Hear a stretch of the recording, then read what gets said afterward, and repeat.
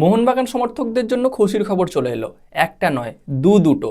তো কিছুটা তোমরা আন্দাজ করতে পারছো থাম্বনেল দেখে। তার মধ্যে একটা হলো লালিনজুয়ালা ছাংতে আসতে চলেছে কলকাতায়।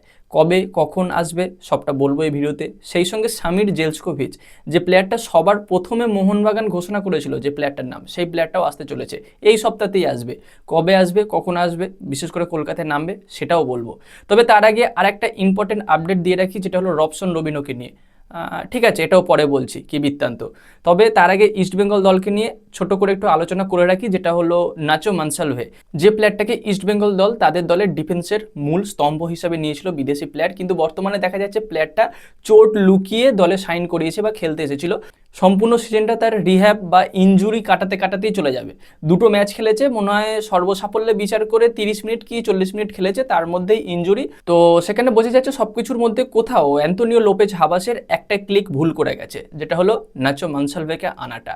তো এই মুহূর্তে ইস্টবেঙ্গল দল এএফসি চ্যাম্পিয়ন লিগ 2 তার প্রি পর্ব বা তার আগের পর্বের যে ম্যাচটা হয়, মানে কোয়ালিফায়ার ম্যাচ, সেখানে খেলতে যাচ্ছে বা এই কিছুক্ষণ পর খেলতে নামবে। এখনও ভিডিও আমি রেকর্ড করছি, এখনও খেলতে নামেনি, সবে প্লেইং ইলেভেনটা লঞ্চ হয়েছে তো আল আরবিক এফসির সঙ্গে।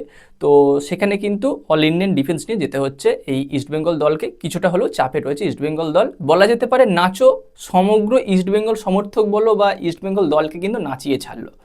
তো যাই হোক, এটা নিয়ে খুব একটা খুশি হওয়ার কিছু নেই মোহনবাগান সমর্থকদের উদ্দেশ্যে বলছি, কারণ যাই হোক ইস্টবেঙ্গল বা মোহনবাগান যাই বলো, দুটো ক্লাবেরই কোনো না কোনো ঐতিহ্য আছে, দুটো ক্লাবই কোনো না কোনোভাবে ইতিহাসের সঙ্গে জড়িত।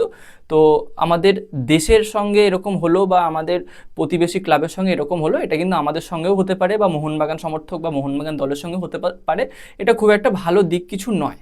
এটা আমাদের ফেডারেশন বলো বা আমাদের ক্লাবগুলোরই ব্যর্থতা বলা যেতে পারে, যে আমরা সম্পূর্ণ প্লেয়ারকে ফিট বা পরীক্ষা না দিয়ে নিয়েছি।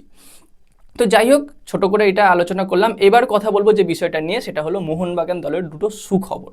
দুটো সুখবরের মধ্যে প্রথম হলো লালিনজুয়ালা ছাংতে। তো লালিনজুয়ালা ছাংতে কলকাতায় আসতে চলেছে আগামীকাল। হ্যাঁ, আগামীকাল দুপুর 1টার সময় কলকাতা বিমানবন্দরে সে কিন্তু পদার্পণ করবে বা নামবে।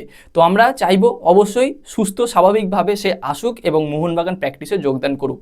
প্রথম এটা আপডেট গেল। এবার কথা বলবো সামির জেলস্কোভিচকে নিয়ে। তো সামির জেলস্কোভিচ কিন্তু আসতে চলেছে আগামী পরশু দিন, মানে শুক্রবার।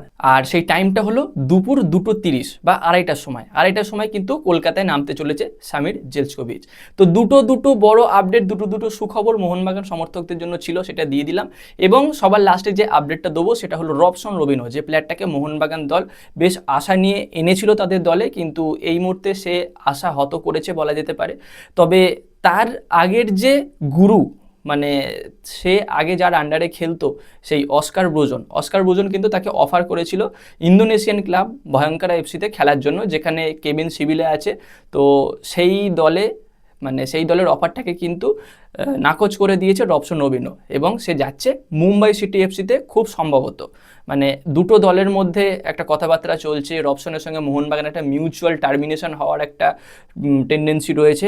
এত কিছুর মধ্যে দিয়ে মানে সমস্ত কিন্তু যদি সুতরাং তথাপি অথবা এই সব কিছু মিটে গেলে আর যদি কোনো সমস্যা না থাকে, তাহলে কিন্তু রবসন যেতে চলেছে মুম্বাই সিটি এফসিতে।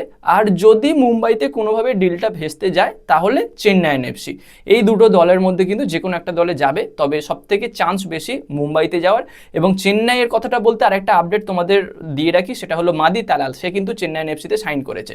তো সেখানে চেন্নাইয়ের কিন্তু মোটামুটি মিডফিল্ডার মাদি তালালের ওপরেই থাকবে।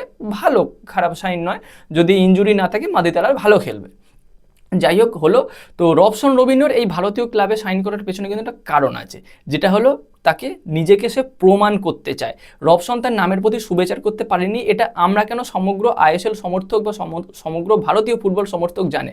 তো তার মধ্যে সেই তাগিদটা রয়েছে যে আমি খেলা দেখাতে চাই, তারপরে আমি যদি অন্য কোনো দেশের ক্লাবে যাই তো যাবো, কিন্তু তার আগে নয়। যে কারণে কিন্তু সে ইন্দোনেশিয়ান ক্লাবের অফারটা নেগলেক্ট করেছে, রিজেক্ট করেছে এবং ভারতীয় ক্লাবেই থাকতে চাইছে। তো এখন দেখা যাক যদি রবসন নিজেকে প্রমাণ করতে পারে, তো এটা আমরা মোহনবাগান সমর্থক বলো বা ফুটবল সমর্থক হিসাবে খুশিই হব। তো যাই হোক বন্ধুরা, আপাতত এইটুকু আপডেট তোমাদের সঙ্গে শেয়ার করলাম। কেমন লাগলো ভিডিওটা কমেন্টে জানিও, এবং এর পরবর্তীতে এরকম সব আপডেট পেতে চাইলে চ্যানেলটাকে সাবস্ক্রাইব করে দিও, তার পাশের বেল আইকনটাকে অন করে দিও। তো গাইস, এই ভিডিওতে এই পর্যন্তই, দেখা হচ্ছে পরবর্তী ভিডিওতে।